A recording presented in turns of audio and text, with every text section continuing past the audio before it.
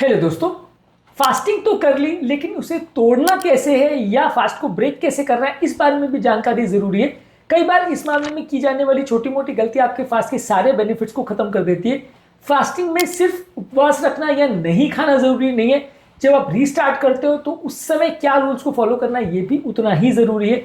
इसको भी आज समझने का प्रयास करेंगे। आज हम बात करेंगे कि जब आप फास्ट को ब्रेक करते हो तो क्या छोटी बड़ी चीजें आपको ध्यान रखने की जरूरत है जो आपके फास्टिंग के रिजल्ट्स को बना या बिगाड़ सकती है।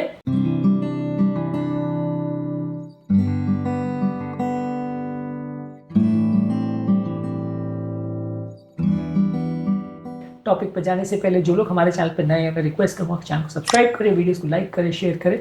टॉपिक इंपॉर्टेंट है, एंड तक देखिएगा। इसमें हमारे पर्सनल ओपिनियन, हमारे एक्सपीरियंस के पॉइंट्स, हमारे क्लिनिकल पेशेंट्स के ओपिनियंस और इसके साथ हमारे अलग अलग स्टडीज में क्या क्या इसके बारे में बताया गया, ये सारी चीज़ आपको बताता चलूंगा। तो टॉपिक एंड तक बने रहिएगा। चलिए शुरू करते हैं।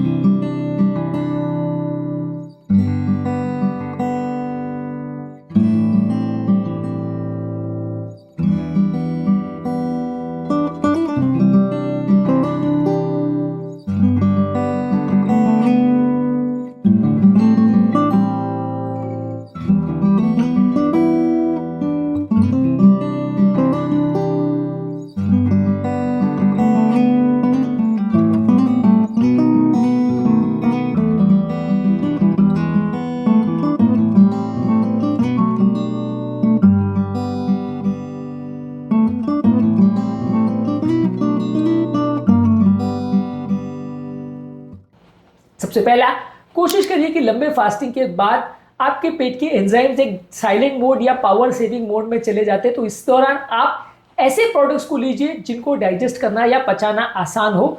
अगर आप इसके बाद बहुत ज़्यादा हैवी या ऑयली खाना खा लेते हैं तो बॉडी को उसको पचाना मुश्किल होगा। इसलिए कोशिश करिए कि पानी के साथ या गर्म सूप के साथ या ऐसी चीज़ों के साथ स्टार्ट करिए जो आपके पेट के लिए थोड़े हल्के या जेंटल हो, ताकि आपका डाइजेस्टिव प्रोसेस ना बिगड़ जाए। इजीली डाइजेस्टिबल फूड प्रोडक्ट जैसे भिगोए हुए नट्स ले सकते हैं, छोटा बाउल ऑफ फ्रूट्स ले सकते हैं, एक अंडा ले सकते हैं। ये सारी चीज़ों को आप पचाना में आसान रहेगी आपको और आपको फास्ट तोड़ने के बाद दिक्कतें नहीं आएंगी। आपके पेट को आप इमेजिन कर सकते हो जैसे सूखी मिट्टी की तरह। अगर आप चाहते हैं कि वहाँ पे जो आप पानी डाल रहे हो वो अंदर तक जाए और ठहरे, तो आपको पानी धीरे धीरे डालना पड़ेगा। यदि बहुत ज़्यादा पानी आप एक बार में डाल देते तो सारा पानी बह जाएगा, वहाँ ठहरेगा नहीं, अब्जॉर्ब नहीं होगा। यही आपको समझना है कि थोड़ा धीरे धीरे करके आप खाएं, डाइजेस्टिबल फूड प्रोडक्ट्स खाएं, एक बार में बहुत ज़्यादा ना खाएं। इस पर विशेष ध्यान देने की जरूरत है। यदि आप बहुत ज्यादा मात्रा में फास्टिंग को तोड़ते समय खाते हो तो पेट में क्रैम्पिंग का, लूज मोशन का एहसास हो सकता है। अगर आप फास्टिंग को तोड़ने में बहुत हेवी मील जैसे बिरयानी या ऐसी चीजें खाते हो तो आपको दिक्कत आ सकती है। रिसेंटली हमारे पास एक पेशेंट आए थे जिनको लूज मोशन और क्रैम्पिंग का प्रॉब्लम हुआ था। रोजे के दौरान उन्होंने फास्ट रखा था और फास्ट को तोड़ने के लिए हेवी बिरयानी खा ली थी, जिसके बाद उनको सडनली लूज मोशन का प्रॉब्लम हो गया था। तो आपका पेट हेवी मील के लिए डाइजेस्ट करने के लिए रेडी नहीं रहता ऐसे टाइम पे, तो थोड़ा स्लो फास्टिंग करिए और उसको तोड़ते समय हेवी खाना मत खाइए। सीमित मात्रा में डाइजेस्टिबल फूड प्रोडक्ट्स को ही खाइए। इसके अलावा सिंपल शुगर्स को अवॉइड करिए। सिंपल शुगर सडनली आपके शुगर में फ्लक्चुएशन करते हैं, जिससे आपको और खाने की इच्छा होती है। तो मीठी चीजें फास्ट तोड़ने के टाइम नहीं खाइए। 2020 में एक स्टडी पब्लिश हुई थी सेल मेटाबॉलिज्म जर्नल में, जहां पर दिखाया गया था कि शुगर वाले खाद्य पदार्थ आपके ब्लड शुगर में वेरिएशन करते हैं, जिससे आपका इंसुलिन सेंसिटिविटी कम होता है, डायबिटीज होने का चांस बढ़ जाता है। इसके अलावा हाइड्रेशन पर कोशिश करिए। खाना खाने से पहले कोशिश ये करिए कि जब आप फास्ट को तोड़े तो 1-2 ग्लास पानी पी लीजिए और उसके साथ थोड़ा सा नमक या थोड़ा सा नींबू भी ले लीजिए। ये आपके डाइजेस्टिव प्रोसेस को बेटर करेगा और आपके हंगर हेडेक्स को भी बेटर करेगा। रिसेंटली हमारे पास एक 42 ईयर फीमेल आई थी जिनको हेडेक और फटीग का प्रॉब्लम था फास्टिंग के दौरान। ये हमेशा इनकी प्रॉब्लम ये थी कि खाना जब ये फास्ट को तोड़ रहे थे तो बहुत हैवी खाना खा ले रही थी। हमने उनको पानी या नींबू पानी की सलाह दी और फास्ट को तोड़ने से पहले 1-2 ग्लास एक्स्ट्रा पानी की सलाह दी, तो उससे उनकी प्रॉब्लम अपने आप चली गई। कई बार ये होने वाले हंगर हेडेक्स डिहाइड्रेशन की वजह से होते हैं रादर दैन आपकी एक्चुअल हंगर हेडेक्स की ये वजह से या हाइपोग्लाइसीमिया की वजह से। इसके अलावा जब भी आप खाना का खा रहे हो तो धीरे धीरे करके चबा चबा करके खाइए। यदि आप बहुत ज़्यादा मात्रा में अगर बहुत ज़्यादा खाना जल्दी जल्दी खा लेते हो तो आपका डाइजेस्टिव प्रोसेस बिगड़ेगा। ये वैसे ही है कि जब भी आप अपना फ़ोन को रिबूट करते हैं तो वो धीरे धीरे करके बूट होता है। आप उसको पटक पटक के जल्दी स्टार्ट करने की कोशिश करेंगे तो वो और ख़राब हो जाएगा। तो उसको अपना टाइम देने की ज़रूरत है, तभी वो कंपैरेटिवली ज़्यादा बेटर रिजल्ट्स देगा। इसके अलावा आप जब प्रोलॉन्ग फास्टिंग 3 दिन से ज़्यादा करते हैं तो बॉडी में अच्छे खासे इलेक्ट्रोलाइट्स की कमी हो जाती है, खासकर फॉस्फोरस और पोटेशियम की। ये जब आप सडनली अगर बॉडी में रिप्लेनिश करते हो तो रीफीडिंग सिंड्रोम हो सकता है प्रोलॉन्ग फास्टिंग के बाद। नाइस गाइडलाइंस 2019 में उन्होंने एक आर्टिकल पब्लिश किया था बीएमजी ओपन में, जहां पे बताया गया था कि अगर आप मैलनरिशमेंट के बाद सडनली हाई कार्बोहाइड्रेट मील देते हैं तो डेंजरस रिदम प्रॉब्लम्स का चांसेस हो सकता है। तो इसलिए फास्टिंग को ब्रेक करने के दौरान फूड सिलेक्शन पर ध्यान दीजिए और धीरे धीरे करके खाइए, नहीं तो आपको रीफीडिंग सिंड्रोम हो सकता है। इसके अलावा थोड़ी मात्रा में प्रोटीन खाइए ताकि आपको बार बार भूख ना लगे। 2015 में ओबेसिटी जर्नल में एक आर्टिकल पब्लिश हुआ था जहां शो हुआ था कि फास्टिंग के बाद 30 ग्राम लगभग प्रोटीन लेना चाहिए, तो आपका कंपेरेटिवली दिन भर का एपेटाइट बेटर वे में मैनेज होता है, आपको बहुत ज़्यादा भूख उसके बाद भी नहीं लगती है। इसके अलावा कई बार लोगों को अगर बहुत ज़्यादा प्यास लगती है तो वो अपने भूख के साथ उसको कंफ्यूज करते हैं, तो पानी पीते रहना चाहिए। कई बार हाइड्रेशन को आप मिस करते हो तो आपको बहुत ज़्यादा इरिटेबिलिटी या प्रॉब्लम आती है। इस तरह के पेशेंट्स हमारे पास आते हैं जिनको चिड़चिड़ापन, हेडेक का प्रॉब्लम होता है क्योंकि वो पानी लेना भूल जाते हैं। तो फास्टिंग के दौरान उसके बाद भी पानी लेना ज़रूरी है। इसलिए इसके अलावा कोशिश ये करिए कि जब भी आप अपना मील को प्लान करें, पहले से उसको प्लान करके रखिए। डायरेक्टली जो सामने दिखे वो अगर आपने खा लिया, खासकर रमज़ान के टाइम जो लोग करते हैं, तो वो गलत हो जाता है। इसलिए कोशिश ये करिए कि पहले से प्लान करके रखिए कि शाम को जब आप फास्ट तोड़ोगे तो क्या खाओगे।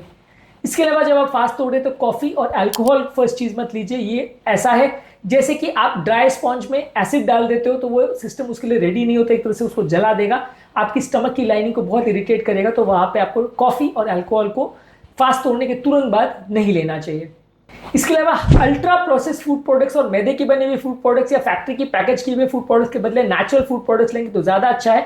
कई बार सडन फास्टिंग को तोड़ने के बाद अगर आप बहुत ज़्यादा मात्रा में प्रोसेस फूड खा लेते हो तो शुगर बहुत जल्दी बढ़ता और घटता है, जिसकी वजह से चक्कर, कमजोरी आ सकती है और पोस्ट पैंडल शुगर क्रैश हो सकता है। इसके अलावा ऐसे फूड प्रोडक्ट्स को चुनिए जिसमें मैक्रोन्यूट्रिएंट्स बैलेंस हो, प्रोटीन्स, कार्बोहाइड्रेट, मिनरल सब कुछ व्यवस्थित मात्रा में हो। बहुत ज़्यादा अनबैलेंस्ड एक ही तरह का फूड प्रोडक्ट लेंगे तो बॉडी के डाइजेस्टिव सिस्टम को वो नेगेटिवली इंपैक्ट करता है।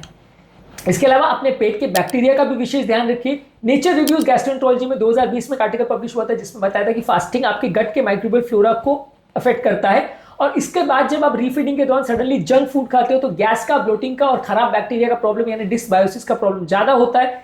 इसलिए आपको बचने के लिए पेट के बैक्टीरिया का भी विशेष ध्यान रखना है। इसके लिए आपको कोशिश करें कि हाई फाइबर और फर्मेंटेड फूड प्रोडक्ट्स को लीजिए, लेकिन हाँ, फर्मेंटेड फूड प्रोडक्ट्स को तुरंत मत ले लीजिए। पेट के कई बार एसिड उसको पचा नहीं पाते, तो पहले आपको नॉर्मल खाना खाना है, उसके बाद फर्मेंटेड फूड प्रोडक्ट्स, दही है या फाइबर वाली चीज़ खाना है, नहीं तो कई बार इंडाइजेशन का प्रॉब्लम हो सकता है। पहले कुछ खा लीजिए, उसके बाद इसको खाएंगे तो ज़्यादा अच्छा है। इसके अलावा बॉडी के अगर सिग्नल्स हैं जैसे कि आपको चक्कर आ रहा है, कमजोरी आ रही है, बहुत ज़्यादा नींद का प्रॉब्लम हो रहा है, तो इसका मतलब कि कुछ प्रॉब्लम आपकी मील कॉम्पोजिशन में हुई है, तो डॉक्टरों से कंसल्ट करना पड़ सकता है। इसके अलावा आप कोशिश करिए कि ग्रेजुअल रीफीडिंग करें, खासकर आप जब लंबे फास्ट कर रहे हो। जर्नल ऑफ न्यूट्रिशन में 2018 में एक आर्टिकल पब्लिश हुआ था जहां दिखाया गया था कि दही है, बेरीज है, नट्स है, ये सारी चीज़ों को अगर आप धीरे धीरे करके रीफीडिंग करेंगे तो आपका शुगर लेवल स्टेबल रहेंगे और आपको ओवरऑल बेटर लगेगा एज कम्पेयर टू आप रैंडमली बहुत ज़्यादा मात्रा में अगर कोई एक ही तरह का फूड प्रोडक्ट खा लेते हैं। तो कोशिश करिए लाइट मील जैसे सूप है, बोन या वेजिटेबल ब्रॉथ है, फ्रेश फ्रूट जूस है, ये सारी चीज़ों से आप स्टार्ट कर सकते हैं, बस उसमें एक्स्ट्रा शुगर मत डालिए। नारियल पानी, इलेक्ट्रोलाइट ड्रिंक्स ले सकते हैं, हरी साग सब्जी खा सकते हैं, एवोकाडोस ले सकते हैं, थोड़ा नमक भी ले सकते हैं। कई बार इस टाइम पे नमक की थोड़ी कमी हो जाती है। ओवर ईटिंग मत करिए, बहुत ज़्यादा अगर आपने रीफीडिंग के टाइम खा लिया तो उस दौरान आपको ज़्यादा इंडाइजेशन का प्रॉब्लम होगा और आपको ज़्यादा ब्लोटिंग और गैस का या पेट खराब होने का इशू हो सकता है। फाइनली हमारा इस मामले में ओपिनियन ये है कि इस मामले में डिक्टम ये है, पहले 30 मिनट में जब आप फास्ट तोड़ रहे तो पानी या हर्बल टी या सूप या थोड़ा सा स्मूदी, और उसमें स्मूदी में भी बेरीज हो, पालक हो और बादाम के दूध से बनाए हो, आलमंड मिल्क से बनाए हो तो बेस्ट है। 30 से 60 मिनट फास्ट तोड़ने के बाद फिर आप पकी हुई सब्जियां जैसे गाजर है, जुकीनी है, उबली हुई सब्जियां वैसा कुछ लीजिए और कुछ प्रोटीन का सोर्स जैसे अंडे या चिकन ब्रेस्ट ले सकते हैं। 2 घंटे के बाद आप थोड़ा सा नॉर्मल खाना जिसमें कोई एवोकाडो है, पालक है, ये सारी चीज़ों को ले सकते हैं। 2-3 घंटे के बाद थोड़ा सा आप हैवी खाइए, पर शुरुआत के 1-2 घंटे थोड़ा लाइट खाना खाएंगे तो ज़्यादा अच्छा है फास्ट तोड़ने के दौरान। बेसिकली आपको ये ध्यान रखने की जरूरत है कि जब आप फास्ट को तोड़े तो जेंटली तोड़ना है, कम खाना है, इलेक्ट्रोलाइट्स और पानी का ध्यान रखना है, हाई शुगर और हाई कार्बोहाइड्रेट्स वाले फूड प्रोडक्ट्स को कम रखना है, फैट, प्रोटीन्स और कॉम्प्लेक्स कार्बोहाइड्रेट्स को ज़्यादा रखना है, और अगर बहुत ज़्यादा आपका कोई बॉडी का अबनॉर्मल सिग्नल्स आ रहा है उस पर ध्यान देने की जरूरत होगी। फास्टिंग के बाद आपका बॉडी एक खाली गाड़ी जैसा है जो लंबे समय तक खड़ी है। यदि आप उसमें हल्के से पेट्रोल डालोगे और शुरुआत में बॉडी को गर्म होने के लिए या गाड़ी को चलने के लिए टाइम दोगे तो वो अच्छे रिजल्ट देगी। आप उस गाड़ी को स्टार्ट करते सीधा रेस में भगाने की कोशिश करोगे तो इंजन चोक हो सकता है, प्रॉब्लम दे सकती है। कोशिश करिए कि रीफीडिंग जो आप कर रहे हो फास्टिंग के बाद उस पर भी विशेष ध्यान दीजिए। उम्मीद करूंगा कि आज के टॉपिक में कुछ नई बातें जानने को मिली होगी। जो लोग हमारे चैनल पर नए हैं उन्हें रिक्वेस्ट करूंगा कि चैनल को सब्सक्राइब करें, वीडियोस को लाइक करें, शेयर करें। इस चैनल के बारे में आपकी क्या ओपिनियन है, इस टॉपिक के बारे में आपकी क्या ओपिनियन है और इस मामले में आपका क्या एक्सपीरियंस है, कमेंट सेक्शन में लिखकर हमें जरूर बताएं। आपकी कोई प्रॉब्लम भी हो तो भी हमें जरूर लिख के बताएं। आपके कमेंट्स हमें हिम्मत भी देते हैं और आपके बारे में जानने को और हमारी गलतियों के बारे में जानने के लिए भी हमें प्रेरित करते हैं। तो आपके कमेंट्स का हमें इंतजार रहेगा।